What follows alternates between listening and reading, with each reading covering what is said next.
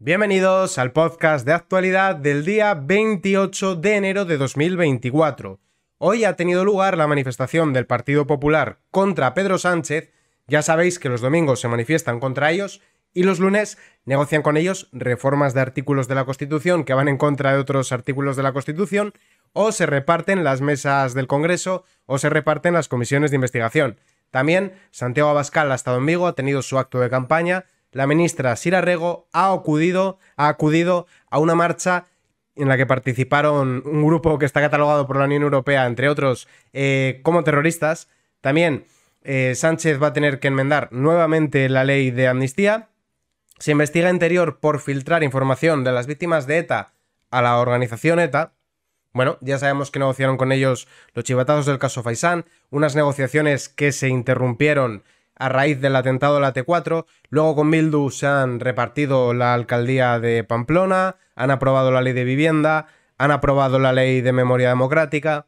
Una maravilla, ¿verdad? Una auténtica maravilla. Moncloa guarda silencio sobre la presunta vinculación de Hamás con un órgano de la ONU. Ya sabéis que veíamos el otro día que Reino Unido, Canadá, Estados Unidos, entre otros países, van a retirar la financiación. España no va a retirar la financiación. Ya hemos gastado más de 900 millones de euros en ayuda a la Franja de Gaza cuando hay problemas más acuciantes en España. Guardias civiles advierten por otra parte a Marlaska que sus nuevos uniformes low cost dan muchos problemas porque han decidido que hay que ahorrar dinero en los uniformes de la Guardia Civil, no así en mandarlo a otros países, en chochocharlas y en todas estas cositas. También tenemos una mala noticia en política internacional. Al menos 3 militares han muerto y hay 25 heridos por un ataque con dron en Jordania. Tenemos otras noticias de política internacional. Ya sabéis que Maduro ha ilegalizado a María Corina. Él porque puede y porque quiere, ¿no? Pero es una democracia muy democrática. Hacia allá es que vamos. De Venezuela, que lideraba la intención de voto. Era evidente que en unas elecciones limpias María Corina iba a arrebatarle el poder a Nicolás Maduro. Tenemos que hablar también de un terrible atentado que ha ocurrido en Turquía contra una iglesia católica. Ya sabéis que el cristianismo es la religión más perseguida del mundo. Por otra parte, hablaremos de Lula, de Brasil, donde está acelerando la venezualización, si existe la palabra, del país.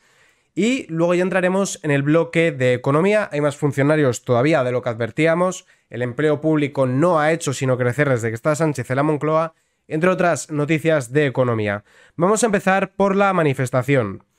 Cerca de 100.000 españoles claman en Madrid contra la amnistía que valida el terrorismo.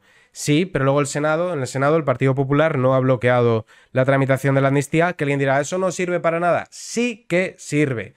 Tú la bloqueas, vuelve al Congreso, denuncias al Constitucional, a partir de ahí te lo van a rechazar porque hay mayoría progresista, pero te abren las puertas a llevarlo a Europa y que lo tenga que evaluar Europa. Ya sabéis que la reforma cambiaba cuestiones relacionadas con el terrorismo, que va en contra de la ley antiterrorista de la Unión Europea, que sí que reconocería como actos de terrorismo algunos casos, algunos eventos que ocurrieron en Cataluña. Recordad, porque parece que la gente se lo olvida, tenemos la memoria corta, que tuvieron a gente preparando ollas para que explotara, pillaron a gente con explosivos, los walkie-talkies que les había facilitado una empresa Urio del entorno de Puigdemont, estaban también los chivatazos presuntamente que vendrían de algunos Mossos de Escuadra díscolos, tenemos el secuestro del aeropuerto del Prat, tenemos cortar las carreteras, tenemos una barbaridad de agentes heridos, algunos de los cuales tuvieron que ser jubilados por adelantado por la gravedad del estado en el que quedaron.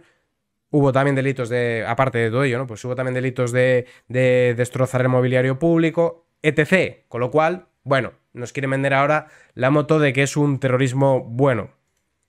Feijóo estuvo este domingo acompañado de Aznar y Rajoy. Clamor unánime de decenas de miles de personas en Madrid contra las cesiones de Sánchez. Desde antes de las 11 de la mañana empezaba a llenarse este domingo la Plaza de España. Allí el PP había convocado a ciudadanos de todos los rincones del país, banderas nacionales junto a otras de la Unión Europea, que no sé muy bien qué pintan, pero bueno, en un intento de apelar de nuevo a las instituciones europeas. Recordad que el PP no secunda las manifestaciones cuando son de Vox. Hasta ahora Vox sí que les había secundado, lógicamente ahora ya no. y en cambio contraprogramaba manifestaciones de Vox e incluso decía que las concentraciones de Ferraz eran darle oxígeno al sanchismo. No era la primera vez que acudían a manifestaciones contra lo que suponen los pactos de Sánchez. No obstante, sí que hay que decir que está una manifestación desinflada, porque hablábamos que en la Puerta del Sol había, creo recordar, que cerca de 500.000 personas, en Colón 400.000 y en las Cibeles cerca de 1 millón, con lo cual estamos hablando de una décima parte de las personas que acudieron a Cibeles. ¿Qué es lo que tiene ir solo y hacer actos de partido, en lugar de hacerlos con la sociedad civil y con otras formaciones? España no se va a dejar engañar, dice Feijóo. Bueno, ojalá sea verdad. Entre Amnistía y España, España. Continuando con otras noticias, Santiago Abascal en Vigo, en los gobiernos conformados por Vox se están tomando decisiones que suponen un cambio de rumbo, y para quien tenga alguna duda que compare cómo se está gobernando en Castilla y León con cómo se está comparando en Andalucía, donde gobierna el Partido Popular en solitario. El presidente de Vox, Santiago Abascal, ha recordado que su formación llegó a obtener en Galicia el apoyo de 116.000 gallegos y que si consiguen que vuelvan a apoyarles, no solo entrarán en el Parlamento, sino que serán decisivos para la conformación de un gobierno. De hecho, están apelando al voto útil. Federico dice que se presente Vox va a suponer que el Partido Popular pierda y que gobierne el BNG con el PSOE, y no es verdad. Si Vox consigue un buen resultado en Galicia, sí que es verdad que el Partido Popular perdería la mayoría absoluta, pero se reduciría el peso que tendrían las demás formaciones como Sumar, BNG y PSOE, con lo cual realmente que se presente Vox no perjudica la suma. De hecho, es más, Vox mueve mucho voto que no vota el Partido Popular, con lo cual sí puede ser llave de gobierno y evitar que haya un cambio de gobierno en Galicia, contrariamente a lo que están diciendo los del voto útil. Así ha manifestado que los que les preocupa es la constatación de una anomalía democrática en Galicia, que en las últimas elecciones autonómicas más de la mitad de los gallegos se quedaron en casa y decidieron no participar, y eso obedece a claros síntomas de agotamiento de una mayoría absoluta que ha defraudado a muchas personas, porque a veces supone la aplicación de políticas de la izquierda y de los nacionalistas. Eso es verdad, y basta con escuchar vídeos viejos de Feijóo, como cuando decía que su tesis era colindar con el PSOE y que apelaba a los socialistas templados, o cuando decía que Galicia era una nación. Una nación. Bueno, el concepto de nación cada día es más difuso porque lo han convertido en un significante vacío que tú puedes rellenar con lo que a ti te dé la gana. Hay gente que se cree que hablar 2 idiomas en una región ya implica que es una nación diferente, lo cual es un sinsentido. Estamos aquí para decir que donde Vox ha entrado en los gobiernos las cosas se están cambiando, se están haciendo políticas en defensa del campo y contra la Agenda 2030, se está defendiendo la libertad de los padres para elegir la lengua en la que son escolarizados los hijos, se está mostrando una oposición a la imposición de las políticas de género, en definitiva, se están tomando decisiones que suponen un cambio de rumbo. El futuro de Sánchez pasa por 2 enmiendas suicidas a la ley de amnistía. El presidente está en una encrucijada que debe resolver el martes, o el PSOE aprueba la amnistía tal y como está y se arriesga a que Puigdemont quede fuera, o acepta más cambios de Junts y Esquerra. ¿Cuántas veces habéis visto vosotros que para tramitar una puñetera ley le metan 40.000 millones de enmiendas, incluso el grupo legislador, que es el que se encarga de llevarla a votación, que se supone que la trae bien redactada de casa? Esto no se ha visto nunca. Y ya ni hablemos de cuando en mitad del Senado, de repente los informáticos, que los habían cambiado unos días antes, durante 30 minutos no pudieron votar y tuvieron que cambiar el sistema. Pues son unas cosas ridículas, ¿no? De República Bananera, para que este ganara tiempo para negociar con Puigdemont. Que no, ¿cómo no con Puigdemont? Con Junts. Que no es el presidente de España, que es un ocupa que está ahí en la Moncloa. En junio de 2017, Sanchinflas resucitó de entre los muertos políticos para ganar a Susana Díaz unas primarias en las que el madrileño tenía todo en contra, excepto la militancia, que fue la última vez que la consultó, porque es que Sánchez consultó a la militancia para quitarle el poder a Susana Díaz, pero luego una vez consiguió lo que quería, la militancia del PSOE solo la ha consultado cuando sabe que va a ganar, como lo de renovar el acuerdo con Sumar, que no incluyó la amnistía, por cierto. Por aquellos días de 2017, un juez vallisoletano que llevaba más de 16 años fuera de España como juez de enlace, decidió regresar a su plaza de juzgado central, Manuel García Castellón. Los caminos de uno y otro se han cruzado durante la tramitación de la ley de amnistía, una proposición de ley que tiene las particularidades de que ha sido redactada por sus beneficiados y que reescribe la historia del procés. Vosotros imaginad si juntas a todos los carteristas de Madrid y de Barcelona y les dices, redactadme una ley sobre los carteristas. pues van a poner una ley que les beneficie, que es lo que ha pasado aquí. Los socialistas han tenido una semana convulsa. Hasta el lunes proclamaban con convicción que el terrorismo era una línea roja y en cambio el martes pactaron con Junts y Esquerra incluirlo en la amnistía, con la salvedad de los delitos que de forma manifiesta y con intención directa hayan causado violaciones graves de derechos humanos. Es decir, que hay, en palabras del PSOE, un terrorismo bueno y un terrorismo malo. Maravilloso, ¿no? Yo no dejo de sorprenderme, la verdad. Estamos viendo unas cosas que, madre mía. El miércoles el coro monclovita proclamó que lo de octubre de 2017 y 2019 en Cataluña no fue terrorismo porque nadie descerrajó un tiro en la cabeza a nadie, como si se lo pegaron a Gregorio Ordóñez. El jueves García Castellón taponó la amnistía, Carles Puigdemont en un auto recibido en la Moncloa y Ferraz como una declaración de guerra, y el viernes el ministro de la Presidencia no quiso ser claro. Quien sí fue clara, y lo vimos, fue Teresa Rivera, que en mitad de una tertulia política arremetió contra el juez. García Castellón le acusó de ser un juez partidario del PP cuando el mismo día había abierto diligencias contra el Partido Popular por lo de Bárcenas. Pero bueno, ellos a lo de ellos. Si hay un juez... Esto a mí me ocurre. Y eso, bueno, yo en mi caso todavía no, porque yo sí que estoy significado políticamente y he manifestado en numerosas ocasiones que voto a Vox.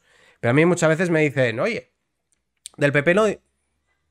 ¿A mí qué me importa lo que haya hecho el PP? O sea, estás criticando, por ejemplo, los casos de corrupción de los seres falsos de Andalucía y te viene un socialista. De la Gürtel no hablas. De la Gürtel también he hablado. Pero bueno, o sea, es que lo hagan mal los otros, pues esto es igual. Si no eres de los míos, eres de los otros y lo tuyo es peor. Y eso es lo que hizo Teresa Rivera. Como va en contra del que ahora es mi socio, que hasta hace 4 días íbamos también nosotros en contra, que es Puigdemont, pues entonces es que eres del PP.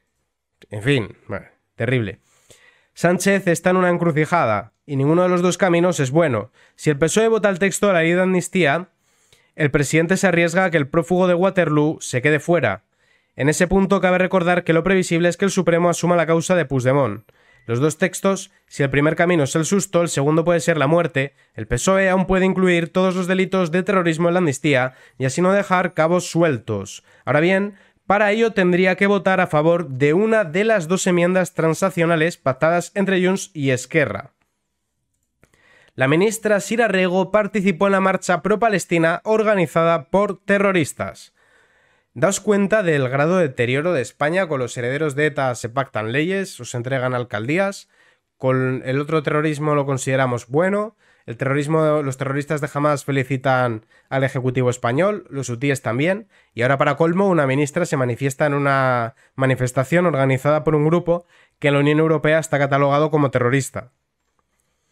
La ministra de Juventud e Infancia, Sira Rego, participó este sábado en la marcha pro-palestina liderada por el Frente Popular para la Liberación de Palestina, considerada como una organización terrorista por la Unión Europea. La miembro de la Dirección Federal de Izquierda Unida, junto a otras comunistas, marchó contra el brutal y cruel genocidio de Israel de la mano de representantes del FPLP en España, una marcha autorizada por la delegación del gobierno en la región. O sea que lo de Ferraz no lo autorizamos. Si se mantea o se le da una piñata de Pedro Sánchez, mandamos a la fiscalía, pero esto está bien. Tremendo. Igual que los Onguietorris y tal.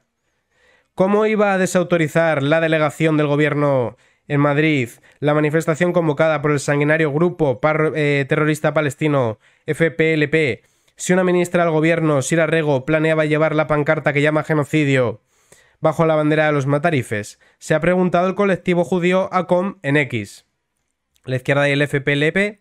No se trata de la primera imagen de la izquierda española. Sin ir más lejos, el pasado mes de noviembre, tanto EH Bildu como Izquierda Unida invitaron a miembros de esta organización a sus actos de apoyo al pueblo palestino. El eurodiputado de Unidas Podemos, Manuel Pineda, se fotografió con terroristas armados de este grupo durante su estancia en Gaza. Que esto ya lo comenté en un vídeo, lo que pasa es que ese vídeo estará pues desde hace 2-3 meses. Para encontrarlo ahora, complicado.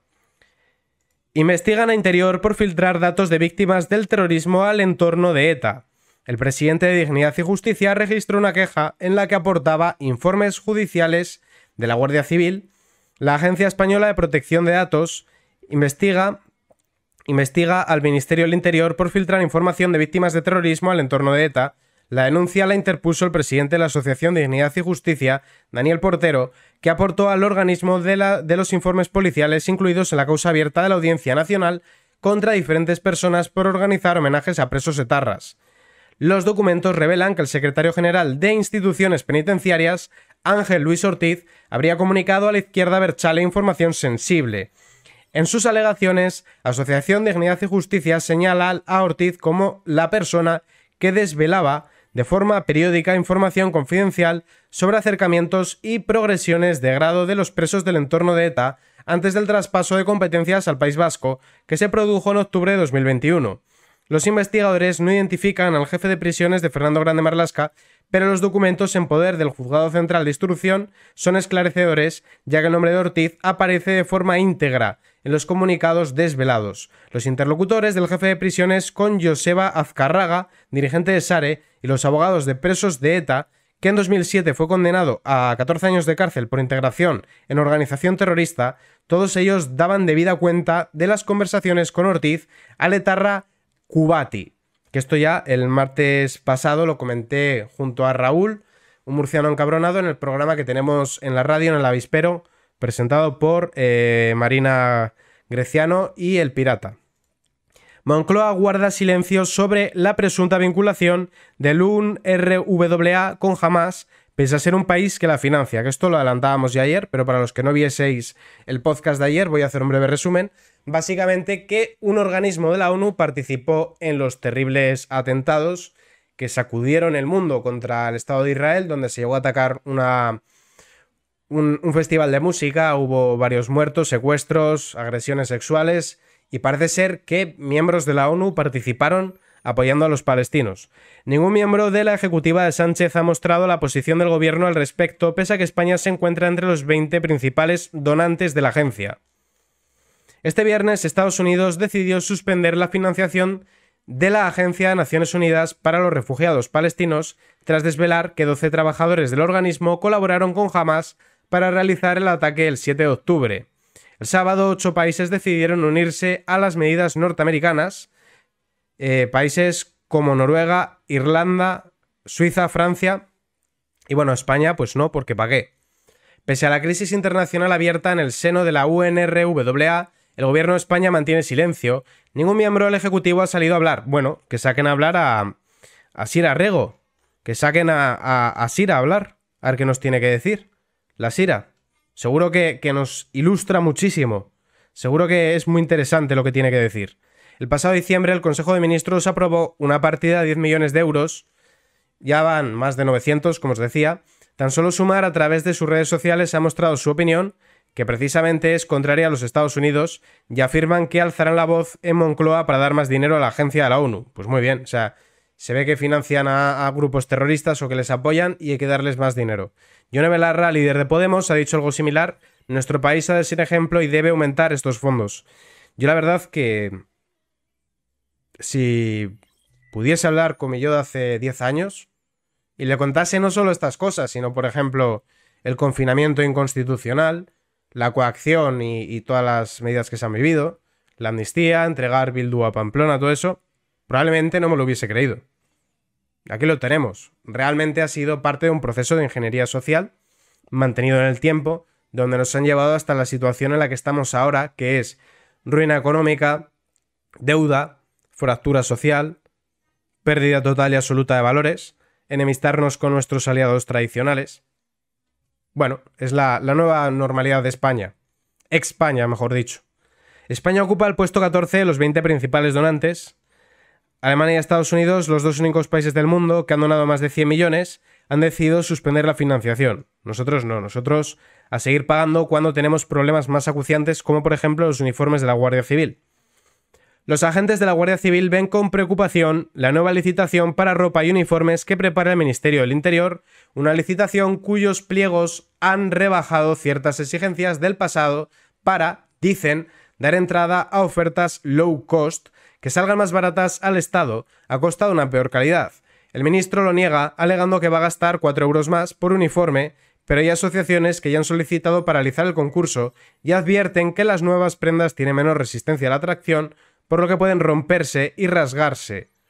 Jucil, la asociación que ha solicitado la paralización, basa su petición en que en el actual anuncio, a diferencia de anteriores licitaciones, los pliegos de prescripciones han variado de una manera sustancial en el caso de botas y zapatos respecto de las actualmente vigentes, y en el resto de artículos hay cambios significativos.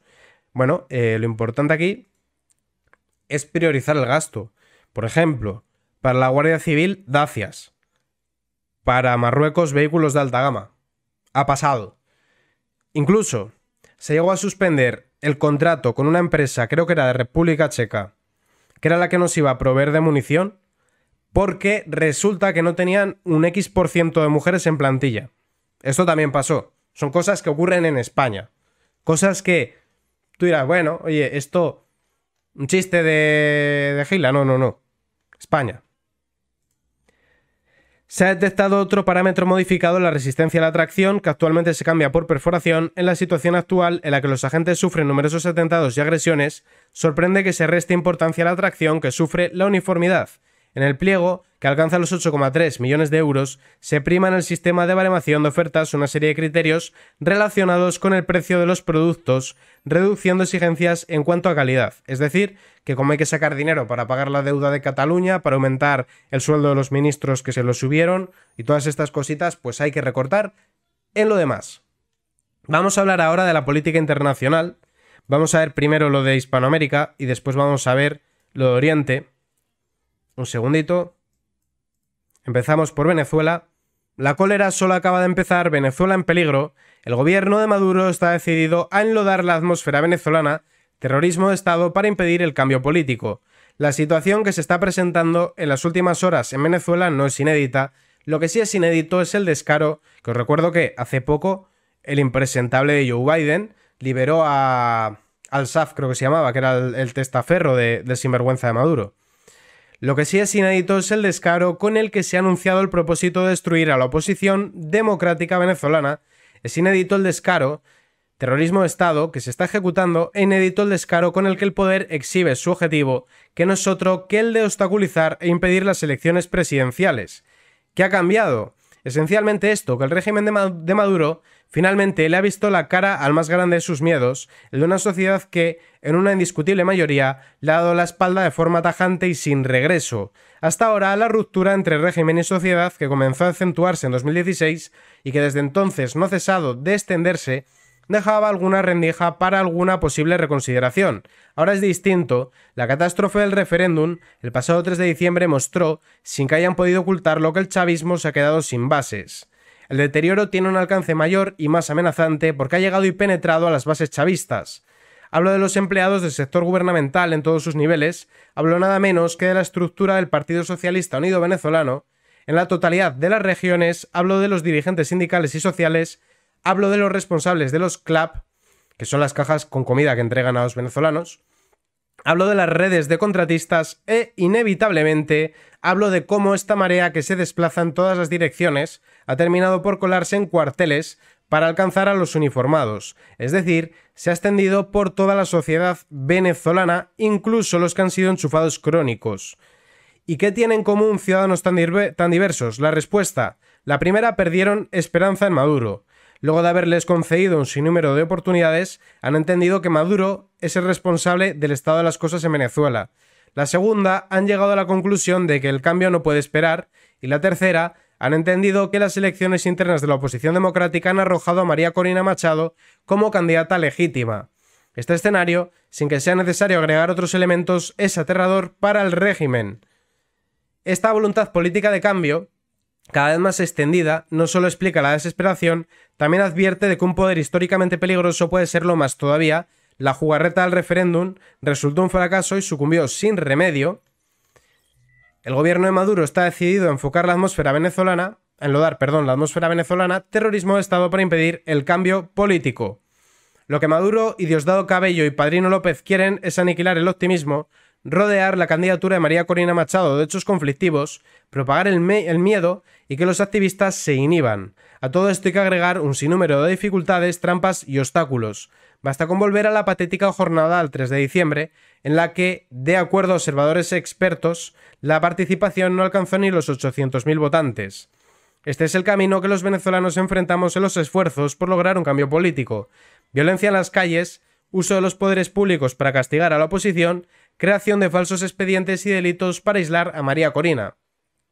Mientras tanto, en Brasil siguen la misma senda, bueno, en España también, ya lo sabemos. Brazuela, Lula copia el modelo represivo chavista. La situación política y jurídica de Brasil, centrada en las recientes acciones contra diputados federales Carlos Jordi y Alexandre Ramage, refleja un escenario inquietante que evoca comparaciones y que alimenta el concepto de Brazuela. Los reportajes y análisis discutidos a continuación ilustran la trayectoria preocupante. En el caso de Ramage, reportajes de O Antagonista detallan cómo el Procurador General de la República, Paolo Gonet, autorizó la operación First Mill enfocada en el diputado federal bajo sospechas de espionaje ilegal. La investigación planea alegaciones de varios delitos, incluyendo corrupción e invasión de dispositivos informáticos. Sectores hacen críticas a la operación contra Alexandre. Parte de la operación First Mile se centra principalmente en la sospecha de motivaciones políticas, sugiriendo que las acciones pueden ser una persecución. Carlos Jordi, un político alineado a la derecha, también ha sido objeto de acciones judiciales y policiales, enfrentó un registro y una incautación en su residencia, un movimiento visto por muchos como otro ejemplo de la creciente persecución política en Brasil. Y ahora toca hablar de Oriente Medio. Al menos 3 militares de Estados Unidos muertos y 25 heridos en un ataque con un dron en Jordania. Hay un canal que se llama Cosas Militares, que recomiendo que veáis, que lo presenta un chico llamado Yago, que suele entrevistar a Gemad, coroneles, militares, más gente del ramo, y hablan de cómo los drones, que son mucho más baratos que un tanque, cada vez tienen más peso en la guerra. Pone de ejemplo los hechos recientes entre Hamas e Israel y sobre todo la invasión rusa a Ucrania. Al menos 3 militares estadounidenses muertos este domingo y 25 heridos en un ataque terrorista de un dron lanzado por Irán en Jordania. El presidente de Estados Unidos, Joe Biden, que se ha desplazado en Colombia este domingo haciendo campaña, ha sido informado por el secretario de Defensa, el asesor de Seguridad Nacional y el principal asesor adjunto de Seguridad Nacional. El presidente ha reconocido a través de un comunicado que el ataque ha tenido lugar contra las fuerzas estacionadas en el noreste de Jordania, cerca de la frontera con Siria, por grupos radicales respaldados por Irán. Los 3 militares estadounidenses que hemos perdido eran patriotas en el sentido más elevado de la palabra. Y mientras tanto, al menos un muerto tras un ataque a tiros en la iglesia de Santa María de Estambul.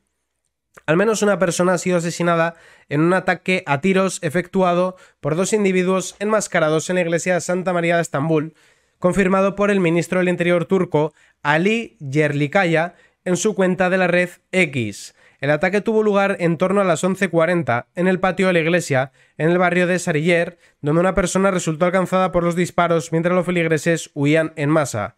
Los atacantes escaparon de la escena del crimen y los servicios de emergencias no pudieron salvar la vida del herido.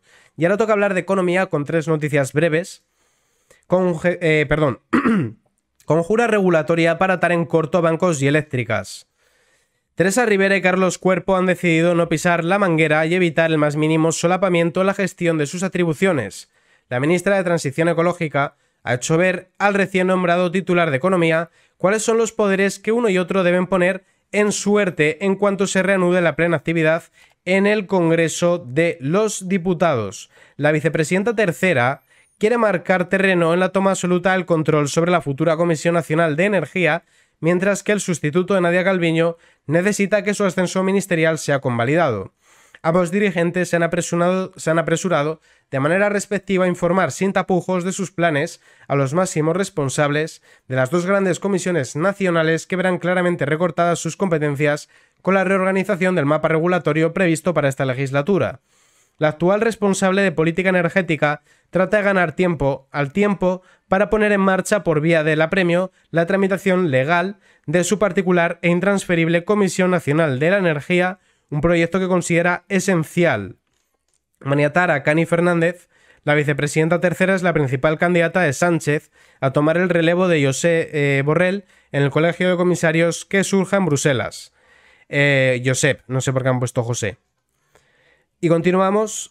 El empleo público marca un nuevo récord y roza ya los 3,6 millones de trabajadores. Os recuerdo que el número de personas que trabajan en el sector secundario en toda la industria de España es de en torno a 2,6. Ya del campo ni hablemos porque me da la risa. Somos un país en el cual hay más nóminas públicas que privadas.